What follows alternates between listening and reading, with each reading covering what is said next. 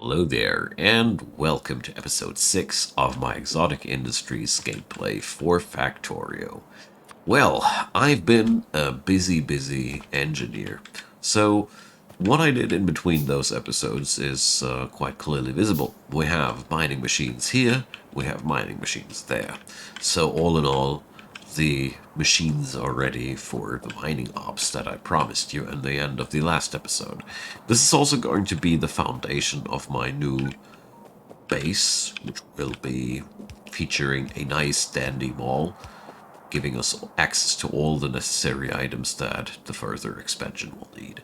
I really feel like this is so darn important, and I'm really happy that I'm here today because I really almost thought the hay fever would put me down. It's quite bad these days, but you know, the factory must grow.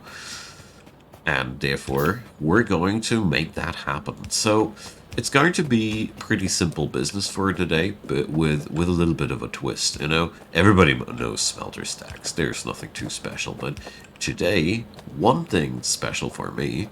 Our first real full capacity smelter stack will be steel furnace. Come on, I cannot say that I have done that quite often.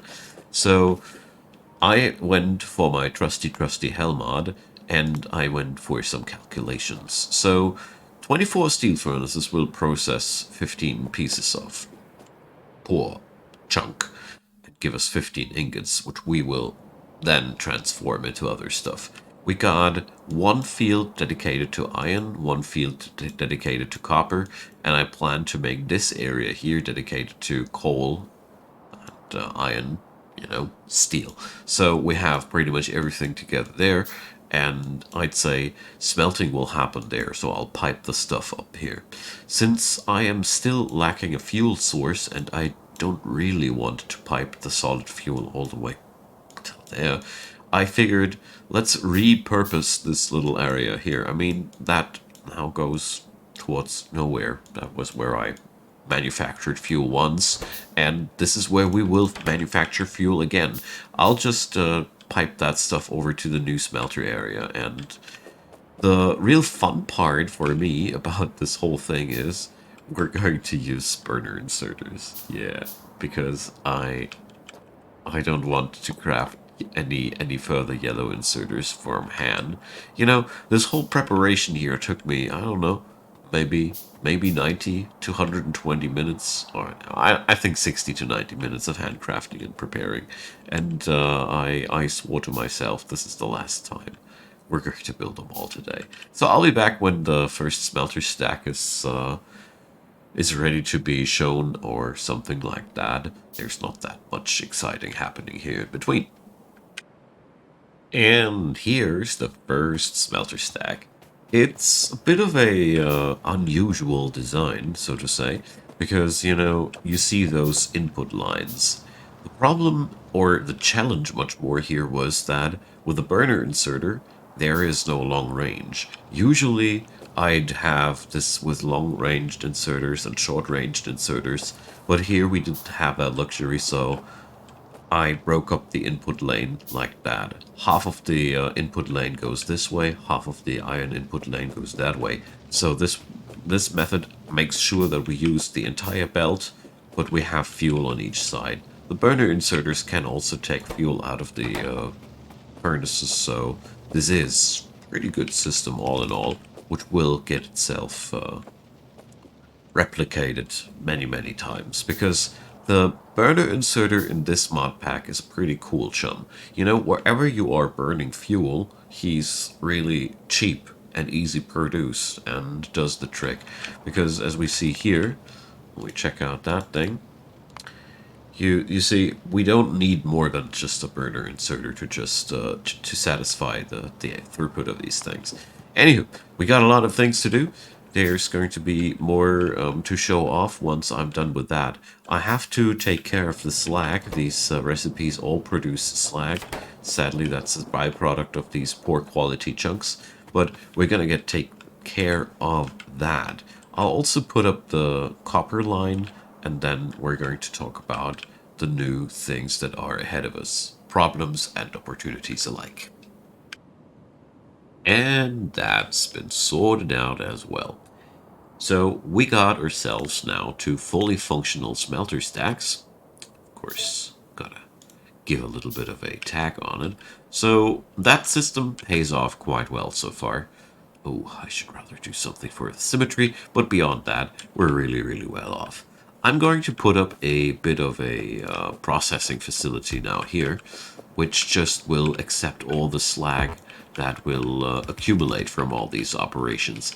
Well, it's going to be a quite simple approach. We're going to collect that stuff and we're going to process it into stone, and then I'm going to process it even further into landfill, because you know that's basically the easiest way to get rid of that stuff in a larger scheme, because you know you transform slag into stone, and that slag can then be that stone can then be transformed into landfill. And as you see here, 40 slag or one landfill, so it's a pretty good ratio. Explosives have been finished, so we're only one research away from cliff explosives. Of course, it ain't that easy. Sulfur is quite a pain to acquire, but not only so much. But you know, we got to stay realistic here. There's so many different things that we ought to do at this current point that I'm rather taking things a little bit more slowly. So there's still a lot of work to be done. The good news so far is though we got the very, very basics down. The next thing that I want to do is I'm going to craft myself a small scale facility to get myself some grenades, because, you know, there's a problem with my new plan. That new steel mill that I planned is a little bit entrenched by unfriendly forces, so I gotta help myself a little bit. I gotta gear myself up with some armor, probably gonna give myself some gun turrets up, you know, the basics. We're going to pipe that finished metal somewhere down here. You know, this is where I'm going to start manufacturing things. I want to keep like let's see, this line here alive. Let's say everything above this brick line here is supposed to be raw material production. I really like to do this, so this way I have plenty of room to expand my smelting operations and whatnot. And down here we're doing the facility, the processing and whatnot. Okay, so that being said, I'm going to get busy again, because you know stuff's not getting done by only talking about it. So I'll crack you guys up once I have fetched up all the engines of war, and then we're going to free our steel mill to be, and let's see what'll happen in between. So, I have henceforth decided to spawn on whatever square of brick is available for me. And before I knew what I was doing, my war production was at full scale. We have a little bit of a grenade factory here. We're producing ammo. So it's all nice and small scale, but at the same time, it is very, very functional. So I did some math in the background, and don't think anything wrong of me. It just it's stuff with the numbers. So I was thinking, you know, electronic circuits are a very, very important product. So I was considering how much would it cost me, and I was very, very shocked, because at the end of the day, we will require 1.5 full belts of copper and a full belt of iron for one full belt of green circuits. So that's quite shocking numbers. I was really, really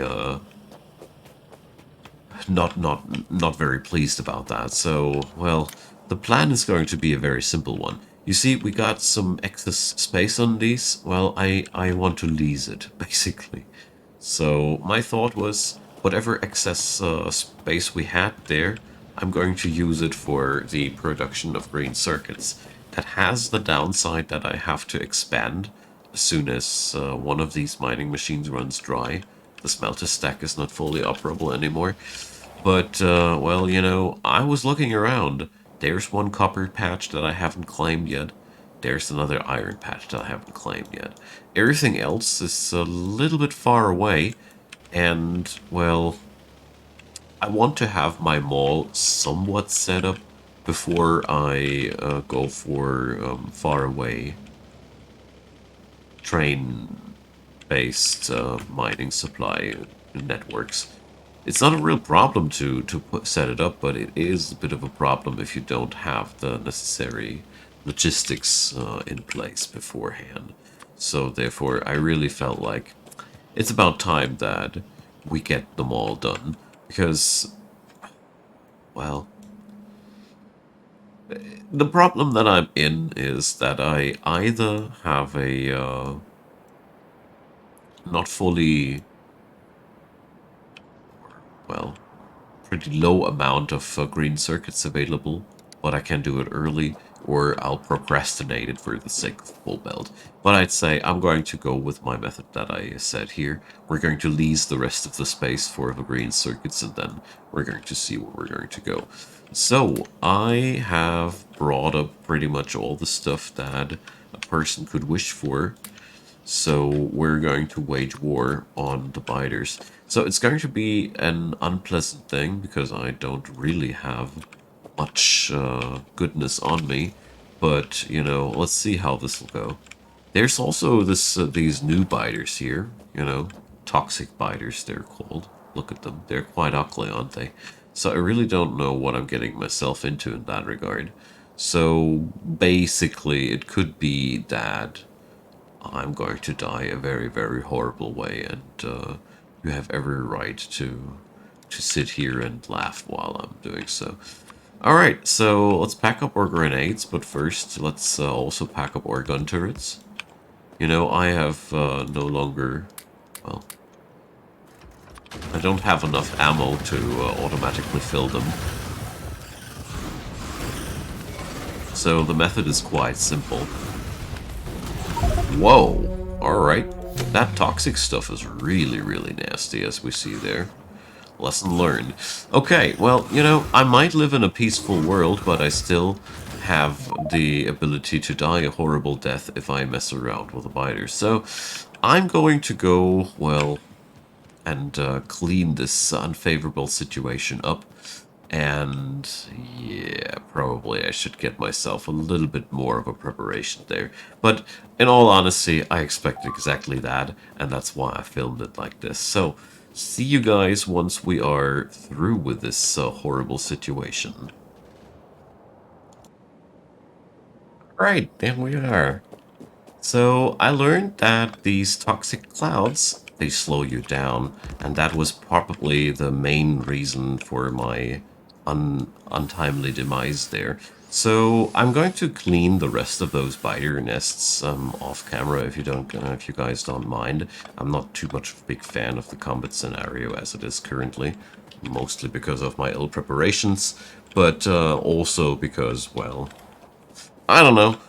I prefer to have better methods of killing these guys off, but it is as it is currently. So see you guys there once we have cleansed this place, and then we're going to do some nice logistical fun there. All right, we are free from the Biter Scourge, at least for this area. So there is a slight complication in my plans, though.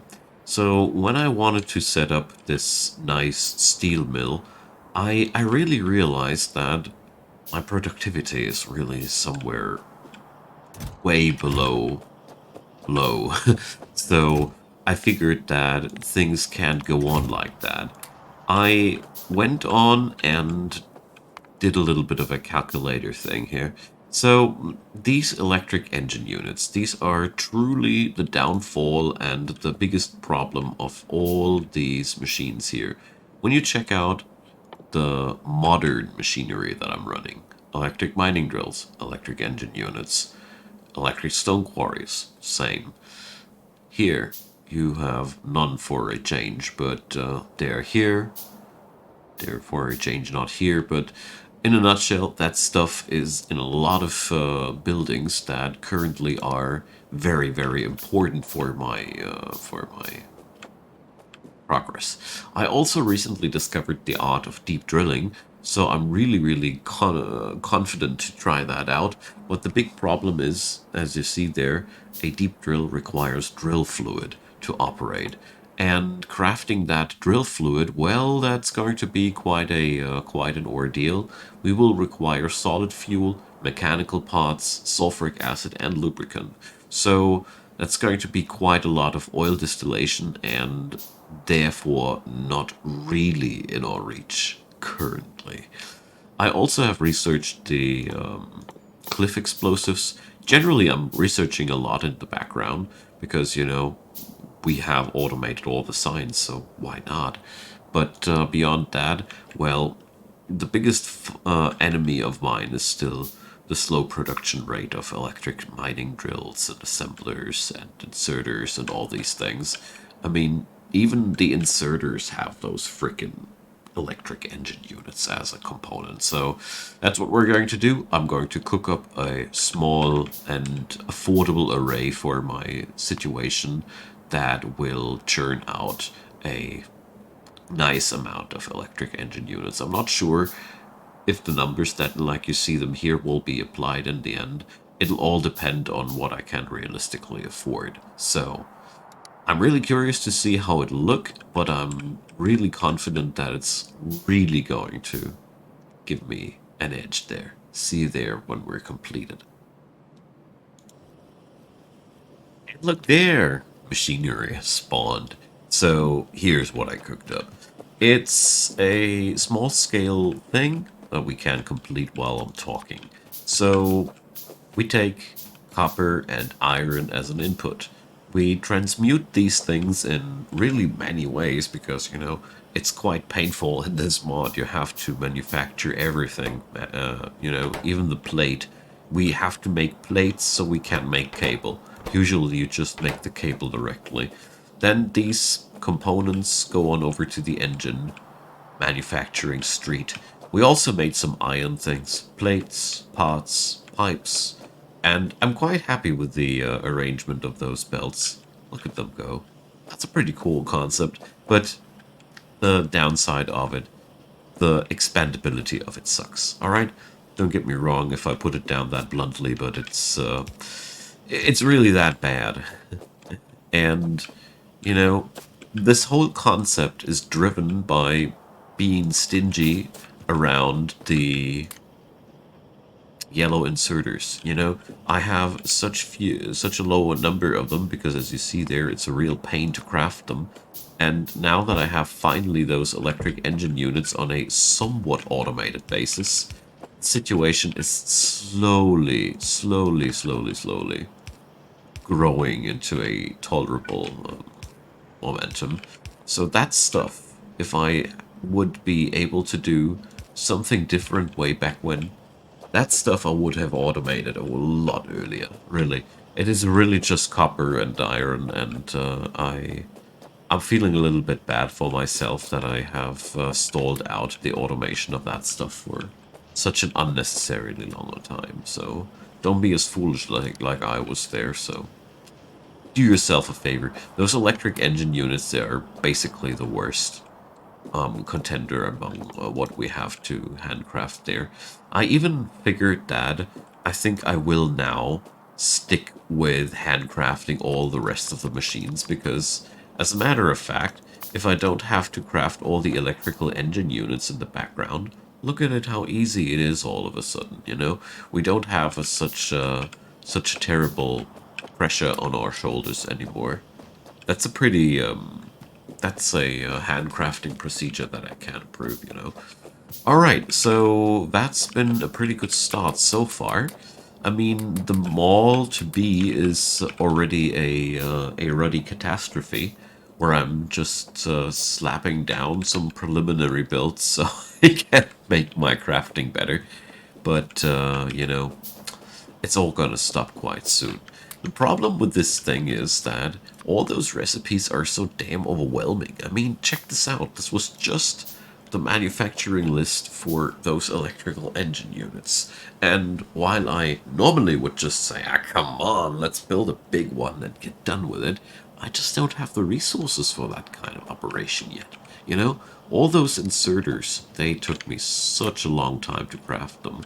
Things will speed up considerably, I think, after this point now, because now I am really able to craft things a lot faster. A lot faster.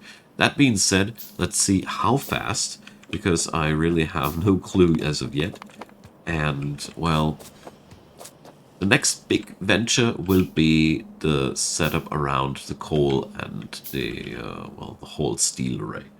But we have to prepare quite a lot of things for that. So I did a little bit of math in between, so it'll look like that. So we got 6 steel ingots per second. That's the best we can do with our current setup, because this will process 15 iron ingots. But, you know, you already can see here, we will need 16 assembling machines just to get the steel blend together. And here, the same. Luckily, we have electric crushers by now, but it's also 15 crushers just to get that stuff together. You know, by that point, the smelting process will be the smallest of my worries. You know, getting all that stuff together as it is here is going to be quite a painful endeavor. Also, check out the energy footprint of that thing, 5 megajoule. So we will also have to put up some more processing power here on that. So yeah, there's quite a lot of this and that to get done in between, but I am in so far very positive that I have finally put up this nasty little thing, because now I got a automated machine for these little buggers. I got an automated machine for the engines. So all in all, I might be far away from the point where I can set up my mall in a way how I'd like it to be, but I will be also able to handcraft all the necessary items in, like, I don't know, I'll be 4 times as fast, I bet. So, I'll be cooking up a few things in between, prepping up some machines, and then we're going to lay down the foundations about that.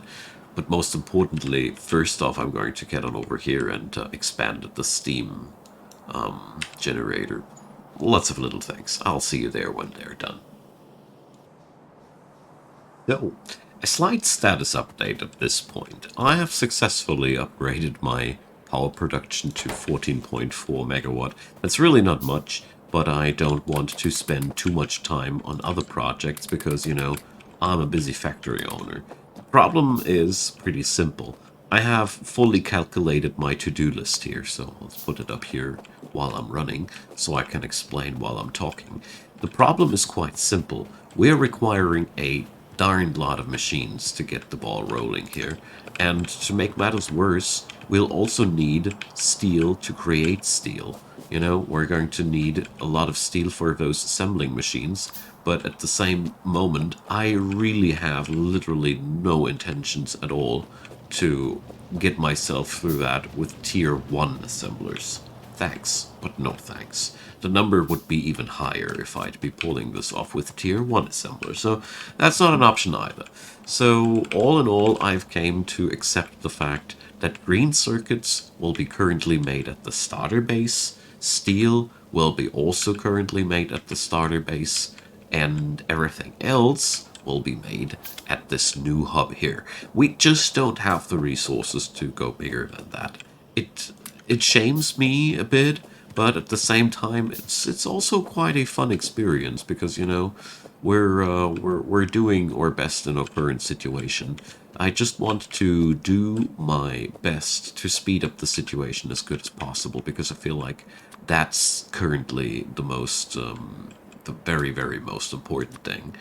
So bringing up those electric engine units was probably one of the biggest steps forward there.